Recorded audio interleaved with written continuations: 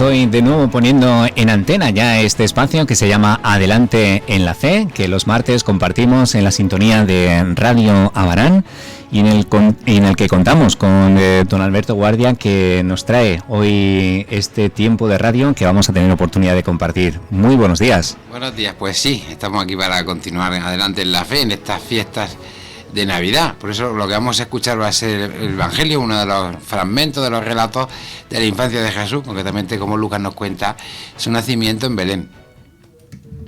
Por aquellos días se promulgó un edicto de César Augusto para que se empadronase todo el mundo. Este primer censo fue hecho siendo Quirino gobernador de Siria, y todos fueron a inscribirse, cada uno a su ciudad. José subió también desde Galilea, de la ciudad de Nazaret, a Judea, a la ciudad de David, que se llama Belén, por ser él de la casa y familia de David, para empadronarse con María, su esposa, que estaba encinta. Y sucedió que, estando allí, se cumplieron los días de su parto, y dio a luz a su hijo primogénito, lo envolvió en pañales y lo reclinó en un pesebre, porque no había lugar para ellos en la posada. Por aquellos contornos había unos pastores que pernoctaban al raso y velaban por sus rebaños. Un ángel del Señor se les apareció, y la gloria del Señor los rodeó de luz, y ellos se llenaron de un gran temor. El ángel les dijo: «No temáis, mirad que os anuncio una gran alegría, que lo será para todo el pueblo. Hoy os ha nacido un Salvador, que es el Cristo Señor, en la ciudad de David. Y esto os servirá de señal. Encontraréis a un niño envuelto en pañales y reclinado en un pesebre». Al instante apareció junto al ángel una multitud del ejército celestial que alababa a Dios diciendo: «Gloria a Dios en el cielo, y en la tierra paz a los hombres que ama el Señor».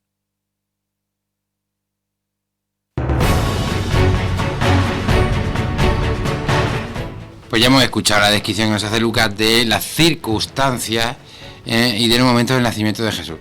Es importante destacar cómo se mezclan aquí dos hechos, dos acontecimientos que unidos dan lugar a lo que celebramos, el nacimiento de Jesús en Belén.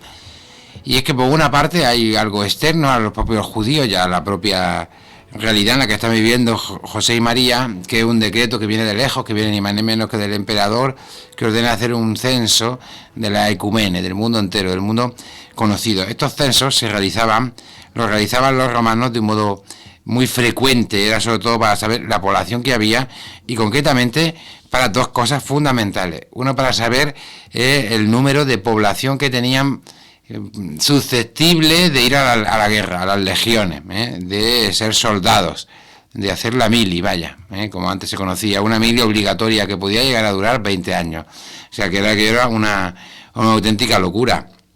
Así que era muy importante saber con qué fuerzas podía contarse para tener la maquinaria esa de militar, puesto que el Imperio Romano era un imperio militar, un imperio gobernado por militares, que luego asumían el poder político, pero generalmente todos los emperadores antes eran generales, y por lo tanto era un imperio militar. Lo más importante era controlar el número de la población que pudiera ser susceptible de ser soldado e ir a la mili. Eso por una parte.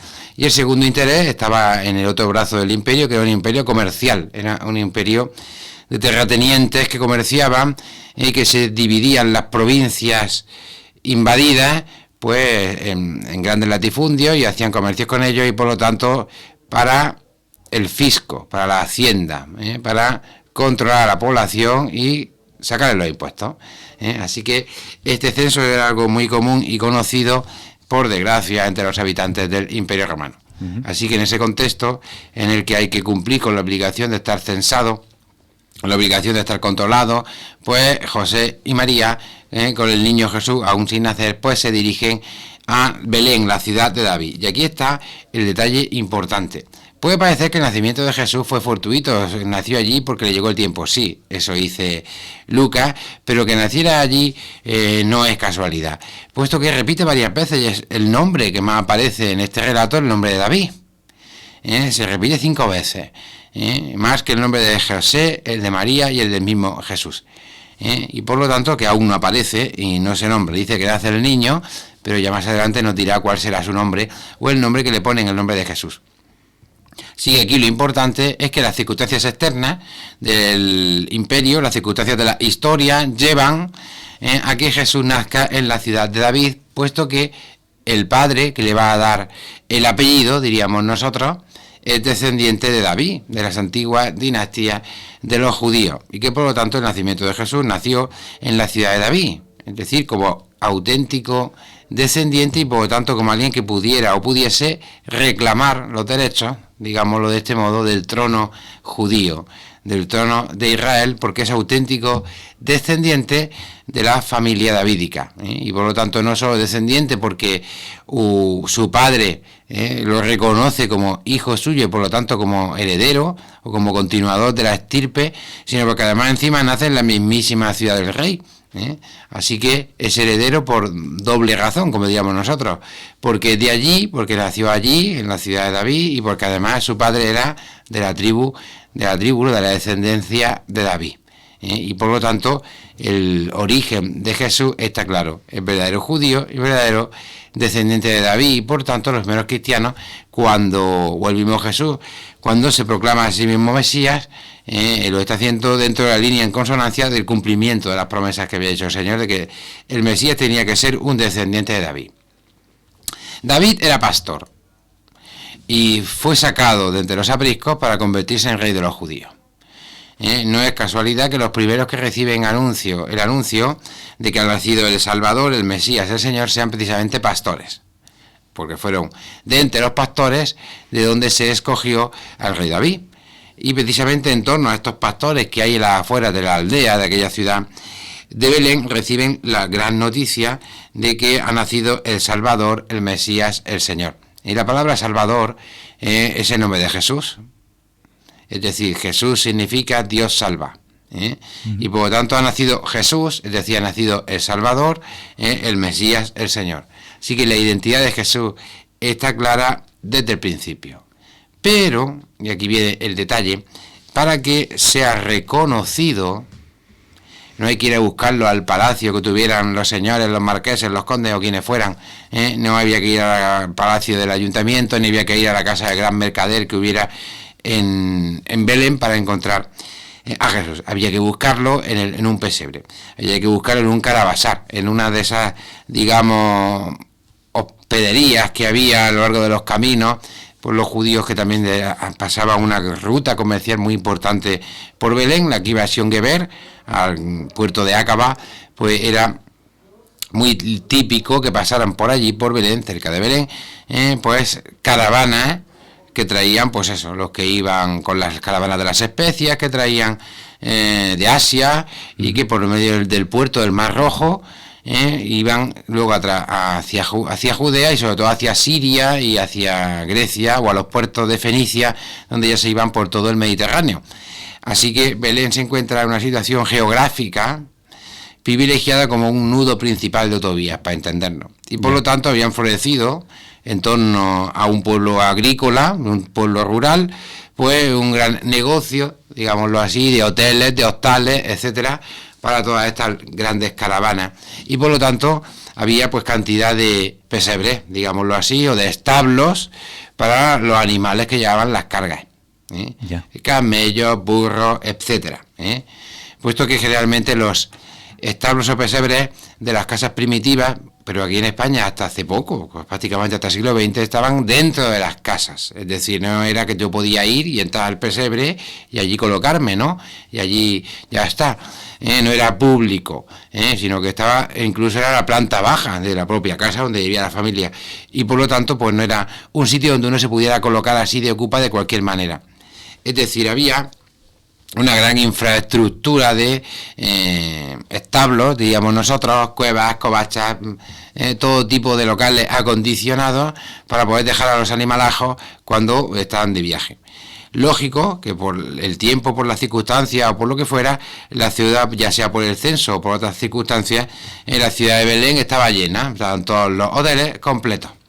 Sin embargo, sí hay espacio en los establos, porque no habría animales bastantes y hay siempre sitio para que pudieran hacer allí el Belén.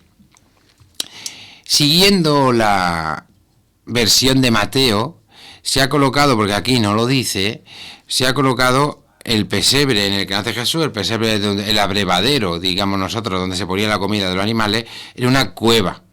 O sea que la identificación exacta de si se colocó provisionalmente en una cueva que tenía pesebre, que sería más bien un aprisco de ovejas o algo así, casa con esto de los pastores que van a buscar al niño, donde lo tienen que encontrar recostado en un pesebre envuelto en pañales. Sería la señal. Para ello sería fácil identificarlo si es un aprisco o algo parecido, que era más parecido a una cueva excavada o una cavidad natural que se aprovechaba para que allí las ovejitas o los ganados se apretujaran en invierno y estuvieran calientes y no hubiera problema y están más protegidos contra los lobos. Fuera lo que fuese, Lucas no dice que fuera una cueva, dice que era un pesebre, podía ser un establo, y así vemos distintas versiones en los belenes del nacimiento. Lo vemos tanto en pesebres o en establos de casas como en cuevas. Tanto una versión como otra es posible. Lucas más adelante dirá que cuando vienen cuando se van en búsqueda de Jesús otros pastores y etcétera, y el mismo Mateo nos dirán ya que está en una casa. Es decir, que ha sido trasladado a una casa o a la planta baja de una casa o a un lugar ya más habitable. Así que el nacimiento de Jesús fue fuera de una casa, entendiéndonos la casa como lo entendemos nosotros ahora, salón, comedor, etcétera.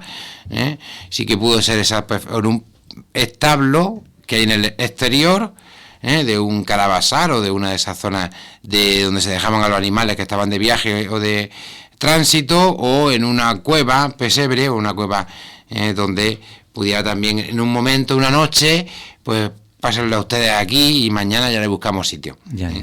Así que tenemos muy claro que el nacimiento de Jesús es en la ciudad de Belén, y en estas circunstancias, digamos, de pobreza o de marginalidad o del primer momento, de sufrimiento, de pena, o de verse uno como excluido del movimiento del mundo o de la normalidad en la que las cosas suceden o deben de acaecer, porque lo lógico era que uno naciera en su casa, y ya está, hay que darle más vueltas. Y allí iban todos los vecinos tan contentos a celebrar el nacimiento de este niño.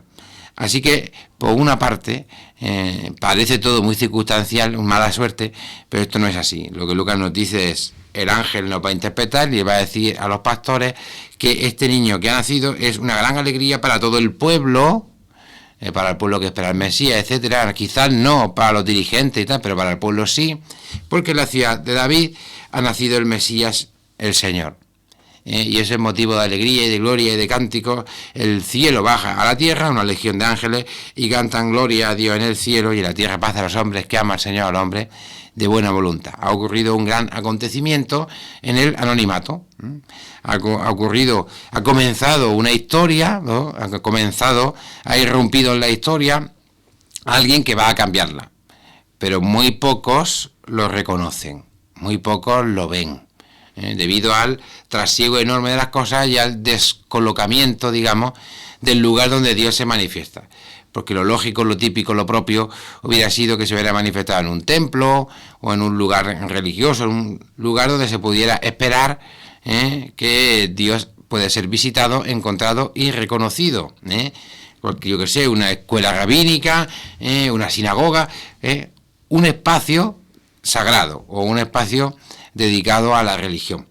Así que la paradoja de Jesús es que Dios aparece, se hace hombre, pero no en los lugares donde nosotros iríamos a buscarlo, sino en un lugar que nos parece totalmente ajeno, absurdo y sin sentido, y que por lo tanto necesitamos que alguien nos ilustre y nos diga cómo encontrarlo, y por eso el ángel le dice: tiene que ser un pesebre en un niño envuelto en pañales, porque si no os vais a equivocar. Ya voy a decir: ¿dónde ha nacido un niño? Le van a decir las casas donde ha nacido, y ese no va a ser ninguno de esos. Tendrá que ser el único niño que ha nacido en el lugar donde el más extraño, o donde uno menos lo buscaría. Así encontramos desde el principio algo que se va a repetir mucho en la vida de Jesús, y es que va a estar en los lugares más insospechados. Dicho de otro modo, los vamos a encontrar siempre en lugares donde no esperábamos que estuviera. Y de este modo, desde el principio, el Señor, el mismo Dios, rompe el límite en el que nosotros muchas veces queremos encerrarlo. el espacio que le dedicamos a él. Es decir, bueno, el Señor tiene que estar en la iglesia, tiene que estar en tal sitio, tiene que estar en la ermita, tiene que estar en la romería, en el tal y cual. Le colocamos unos cuantos lugares suyos y luego están nuestras cosas, donde nosotros estamos y donde no se le espera ni se le llama. Pero el mismo Dios desde el principio rompe esa dinámica y dice, pues no, Señor, yo voy a hacerme presente donde yo quiera. Voy a hacerme presente fuera de los lugares donde vosotros podíais esperar encontrarme. Porque ahí es donde yo quiero hacerme presente. Fuera de los lugares que vosotros tenéis en vuestra cabeza preconcebidos, que es donde yo tengo que estar, y yo prefiero hacerme presente de otra manera. Yo prefiero romper esa barrera y aparecer, nacer en la familia, nacer en la pobreza, nacer entre los pobres, entre los que no tienen reconocimiento, como los pastores que eran considerados unos pillos, unos tramposos, unos engañosos. Esos son los primeros que reciben la noticia, porque el ángel podía haber ido al rabino del pueblo, podía haber ido, pero no. Va a las personas que no oficialmente, digámoslo así, no son reconocidas por los demás. Y entonces, desde el principio aparece como no hay espacio, lugar o sitio donde el Salvador, donde Cristo, donde Jesús no pueda nacer, no pueda aparecer. En cualquier lugar se le puede esperar, en cualquier lugar puede venir, puede aparecerse, porque no va a esperar a que sean los lugares previstos por nuestra cansina historia y por nuestra... Va a romper esos lugares, esos espacios para hacerse presente donde Él quiere. Y además, esta irrupción desde el principio va acompañada, esto también es interesante, porque ocurre lo mismo en la resurrección, es decir, ocurre continuamente en la vida de Jesús. La irrupción del Señor, del Salvador, de Jesús, de Cristo, del Hijo de Dios en Belén, en el mundo, es siempre acompañado de alegría, de buena noticia, de invitaciones a no tener miedo, continuamente. No tengáis miedo, no temáis. Porque como bien dice, cuando se nos dice que se aparece ahí Dios, que Dios está ahí, lo que ocurre es lo que sienten los pastores, se llenaron de gran temor. ¡Puf! ¡Madre mía! ¿Ahora qué? Madre mía, Dios está ahí. La gente le da miedo. ¿Qué querrá? Seguro que nos pide algo imposible. Se tiene miedo. ¿Cómo nos vamos a presentar? Entonces se llenan de gran temor. Cuando el ángel aparece y los ilumina y los envuelve con su claridad. Es decir, cuando se percibe claramente, sin lugar a dudas, que estamos ante un mensajero divino, ante alguien que nos está explicando la realidad, que nos está señalando con el dedo la realidad que tenemos delante. Y está muy claro, lo envuelve de claridad. Y entonces nos acollonamos un poco. Vaya, y esto, tranquilo, no tengáis miedo, porque lo que vengo a deciros es la mejor de todas las noticias. Una gran alegría para todo el pueblo, algo que ha ocurrido hoy, De nuevo, una circunstancia de tiempo. No es algo que ocurrirá, no es algo indefinido, no es algo que está en el ambiente, no es noche de paz, no es buenos sentimientos y deseos, sino es la realidad concreta de una persona. Nuestra alegría está no en que nos demos deseos de feliz año nuevo y estas cosas, sino en que busquéis a un niño recién nacido. Vale, pero un niño recién nacido que tiene que estar en un pesebre. Buscarlo por ahí en un establo, donde sea, y envuelto en pañales, y allí lo encontraréis. Y una vez que has recibido con claridad el anuncio, entonces aparece la legión de ejércitos celestiales que da gloria a Dios. Y en el cielo, y de nuevo en la tierra, ¿qué? Paz a los hombres. Es decir, la llegada, el descenso, la aparición de Dios, del Hijo de Dios, del Mesías, del Salvador sobre la tierra, significa y simboliza no el castigo y no el miedo, ni el temor, ni el terror, sino todo lo contrario. El que Dios se presente en medio de la historia de las personas, en los lugares insospechados donde nosotros vivimos, es y debe ser siempre un motivo de gran alegría y felicidad, porque trae la paz. Viene a traernos la paz. Como ves, un cambio profundo en nuestra concepción de cómo deben de ser las cosas. Es decir, si queremos recibir a Dios en nuestras vidas, no hay que encerrarlo en catedrales y el que quiera que pase. Si queremos que Dios venga a nuestras vidas, no es para darnos un montón de mandamientos, de cosas, de prohibiciones y de no sé cuánto, y de angustiarnos con mil historias, sino para traernos la alegría y la paz. Cuando Dios aparece en la historia, no es para encerrarse en altos santuarios en las montañas, en los picos más lejanos del mundo o en las islas más lejanas, y a tener a través de una larga peregrinación y un enorme esfuerzo encontrarlo, ¿no? Sino todo lo contrario, búscalo en tu casa, en la puerta de tu casa, búscalo en el garaje, es decir, búscalo en el lugar más insospechado, porque ha venido a hacerse uno de nosotros en nuestra realidad cotidiana, en nuestra vida normal, en nuestro normal desarrollo de nuestras vidas, y allí lo encontrarás.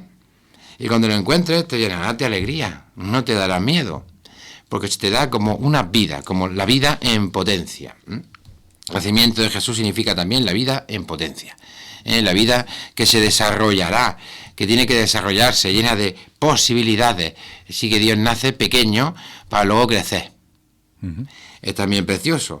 El Salvador no se presenta al mundo ya grande y viejo y hecho, sino desde el principio pequeño, y con todas las posibilidades que tiene una persona de malograrse, de perderse, como nos dirá Mateo en su Evangelio, perseguido, la matanza de Herodes, la huida a Egipto, etcétera, ¿no? Por desgracia, sujeto a todos los avatares que la vida puede darnos a todos nosotros. Así que no, Dios no está por encima de nuestras circunstancias, ni está por encima de lo que nos pasa, ni está más allá de nuestras circunstancias buenas, malas, irregulares, sino que desde el principio se enreda en el río de nuestras vidas, en nuestra madeja, que unas veces son alegres, otras veces tristes, unas veces son riquezas, otras son pobreza, otras veces son por cosas que no hemos buscado nosotros. Hemos dicho al principio, porque lo ha mandado el emperador, o porque ha venido una caravana de camellos muy grande y no hay sitio en ninguna posada, como dice aquí, pues un establo en medio de la nada, en medio del final de la calle. Y nosotros en la vida a veces nos pasa mucho eso, por circunstancias externas, véase virus, malas gestiones, etcétera, o más cerca a nosotros, pues ha pasado algo en la empresa, ha pasado no sé cuánto, no sé qué, se me ha roto con mi casa y me veo un poco en la calle, me veo tirado, Y ahí, incluso en esas circunstancias, que nos arrastran muchas veces, el mismo Dios se hace presente. Para que no tengamos la sensación de que está por encima de nosotros, más allá, de un límite infranqueable, y que no se ocupa ni preocupa de lo que nos pasa. Y que por lo tanto todo lo que a nosotros nos rodea pues son cosas nuestras y están muy lejanas del gran ser que está más allá, sino todo lo contrario. Desde el principio hace un camino en el cual estamos diciendo esto, se enreda igualmente, se ve complicado y se ve implicado en todas nuestras circunstancias, lo cual quiere decir que es más difícil reconocerlo, porque es fácil ir a un gran templo y ponerse de rodillas, es el lugar adecuado, pero ir a un pesebre parece como que no pega, parece como decir, ¿qué estamos haciendo aquí? No sé, pues esto, te vas a Jerusalén, que hay un templo espectacular de oro, y allí llevas flores y pones y venir aquí para llevar un queso medio podrido, pues sí, este es el camino que hay que seguir desde el principio, y por eso para reconocerlo es necesario tener una luz y una claridad muy grande. He aquí la estrella, ¿no?, de Belén, que guía a unos sabios que vienen de Oriente, que se pone encima de lo que llamamos un portal de Belén. Todo indica lo mismo. Está aquí, muy cerca de nosotros, en el sitio más insospechado que tú te puedas imaginar, y está esperando que lo reconozcas, que lo veas. La Virgen María y San José son los portadores de Jesús. Y son unos portadores que conocen el secreto de Jesús, pero aquí, externamente, nos llaman la atención. Nosotros ahora los destacamos enormemente, pero en la vorágine de aquel momento pues serían unos judíos más que andan por ahí, unos jovencicos que andan por ahí con un crío, y que andan de censos, de no censos, haciendo la cola para esto y lo demás allá, pues entre la multitud de muchos, pues aparecen como unos más, es decir, están confundidos con la multitud. Y hace falta un esfuerzo para reconocerlo, y sin embargo llevan al Mesías Salvador. Ellos conocen, digámoslo así, el secreto de Jesús, y aún así no lo ocultan, lo llevan, dejándose guiar por las circunstancias, viendo que aunque ellos tengan que hacer todos los demás y tengan que ser el Salvador del mundo, sin embargo no se libran pues de todo lo que acaece a su alrededor. Hay algunos que piensan que por ser creyente a mí ya no me va a pasar nada, porque se lo digan a la Virgen María y a San José. A mí ya no me pasa nada, ya nadie me persigue, ya no tengo enfermedades, ya viví muy bien, voy a tener dinero suficiente, no me va a faltar trabajo. Díselo a ellos. El recibir al Señor en la vida no significa que tus circunstancias cambian respecto a los demás y ya eres especial, único. Ya vas vestido de otra manera y ya nadie... eres intocable. Mira, aquí un... No. José y María son tan anónimos y tan desconocidos como el propio Jesús. Y sin embargo realizan su tarea y su misión. Saben lo que llevan entre manos. Hoy por hoy nuestra Navidad se parece mucho a esta, en modo de ver. Tenemos pues las luces, no sé cuánto, toda la lotería de hoy, toda esta parafernalia que hay alrededor, ¿no? La vorágine del mundo en su movimiento, las vacunas, para arriba, para abajo, toda esta historia. Y de nuevo, ocultos en nuestras calles, en nuestras casas, en nuestras puertas, pasan José y María llevando a Cristo. Hay que verlo, hay que reconocerlo, y no hay que ir a buscarlo en grandes acontecimientos y ceremonias, porque lo podemos encontrar en nuestro corazón, para entendernos, que es donde tiene que nacer, donde tiene que aparecer. O si quiere, abriendo los ojos como los pastores y escuchando. Lo que el mensajero nos indica. Hoy, en este momento, en aquel lugar y en esta circunstancia, puedes encontrar al Salvador que te va a dar alegría y que te trae la paz, trae la paz para todo el pueblo. Si queremos verlo, podemos ver a Jesús, de nuevo, renaciendo al Salvador, viniendo a nuestras vidas, a nuestra familia. Solo hay que recogerlo, no hay que hacer nada extraño ni nada raro. Simplemente hay que aceptarlo, asumirlo, reconocerlo. Es un camino sencillo. No requiere de nosotros una profesión sino requiere simplemente el verlo con claridad, este misterio de la Navidad. Porque lo que nos cuentan de esta Navidad es que es una Navidad como un poco oculta, o una Navidad reconocida por pocos. De hecho, el que esto se cuente posteriormente a toda la historia de Jesús, posteriormente a su pasión, muerte, resurrección, etcétera, ¿no? De hecho es conocido como Jesús de Nazaret, no de Belén, y que se cuente después con todas estas circunstancias, pues nos destacan una vez más que el nacimiento de Jesús fue muy anónimo, que el nacimiento de Jesús fue algo que no llamó la atención, que muy pocos fueron capaces de reconocerlo, que incluso lo reconocieron unos que venían de muy lejos y que no sabemos de quiénes son, estos reyes magos, y por lo tanto reconocer de nuevo la incipiente vida, el nacimiento del Mesías en una sociedad en la que parece que no está, o que Dios está donde tiene que estar, encerrado en el ámbito de lo privado, de lo suyo, de lo otro, de más allá, fuera de los ámbitos de la política, de la academia, etcétera, ¿no? Recluido en su lugar con el laicismo y toda esta historia, pues de nuevo se rompe este límite para adentrarse en la vida cotidiana de la gente y recomenzar un nuevo camino de presencia en el mundo. Porque quizás los siglos han llevado a que de nuevo lo hayamos exaltado, le hayamos colocado un ámbito, un espacio y un lugar donde estar, bien resguardadito y bien claro, con sus grandes edificios, espacios y lugares, y haberlo un poco, pues eso, dejado allí, encerrado de nuevo, cuando el camino que le había hecho era el distinto, era el de salir de todos esos sitios para hacerse presente en las circunstancias de nuestras vidas, sean las que fueren. Y desde la pequeñez, la humildad, la sencillez, lo básico, lo mínimo, que es la alegría del nacimiento, de tener un hijo. Que es la alegría de la vida, que comienza con todo eso que supone luego de esfuerzo tal y cual, para el padre y la madre, y para la familia. Y entonces ahí es donde Dios se manifiesta con más claridad y sencillez. Y algunos piensan porque se tienen que ir de peregrinación a Roma, yo no sé a dónde, para tener un cambio, tienen que ir a ver a no sé qué. Pero vamos a ver, Pitrafilla, si lo tiene ahí en el salón, lo tiene allá, ¿por qué no lo recibes? ¿Qué está llamando a la puerta? Te está diciendo que lo veas, como los pastores fueron capaces de verlo. ¿Qué vieron nada más que un niño? Es decir, lo que vieron fue la vida naciente, el aprecio por la vida, las posibilidades que hay en la vida. Y uno podría decir, ¡qué bonito! Pues sí, y en nuestro mundo, insisto, más aún, que la gente tiene miedo de tener hijos, que la gente considera a los hijos como un problema, considera a los hijos como un gasto, considera a los hijos desde todas las mentalidades posibles. Es una pena, están los hijos muy cosificados. Madre mía, tengo yo otro hijo. ¿Y dónde vas a pagar la universidad? Porque tal, y además luego, pues si los juegos, no sé cuánto tal. Nos planteamos al hijo no como la irrupción de una gran alegría que va a cambiar nuestras vidas, sino qué nos va a costar. ¿Cuánto va a llorar mucho? Todos los inconvenientes y nada de lo bueno. Aunque de cierto modo hemos perdido la esperanza por la vida, o la esperanza porque la vida se impone por encima de todo, independientemente de lo que pase o nos pase. Y que la vida siempre se abre camino por encima del movimiento de la oscuridad de la muerte, la luz siempre brilla más.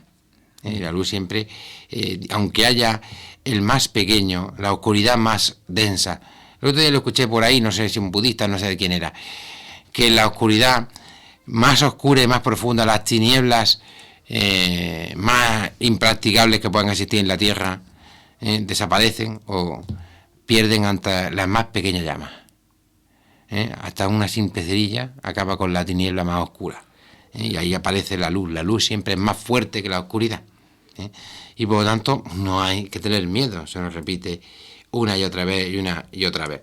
Y es curioso también que en el relato el nacimiento de Jesús, como no está de Lucas, no aparece, los protagonistas no dicen nada. Hablan los ángeles, están los pastores, pero los protagonistas están ahí como movidos por las circunstancias, como cumpliendo un encargo, como haciendo algo que como si no quisieran, como arrastrados un poco por las circunstancias de la vida, pero en realidad no es eso, nos recuerda una y otra vez, sino simplemente que están viviendo como los demás. Llevan una vida ordinaria, movida por las demás circunstancias de la vida, pero que portan en sí el secreto de Jesús, llevan en sí al Salvador.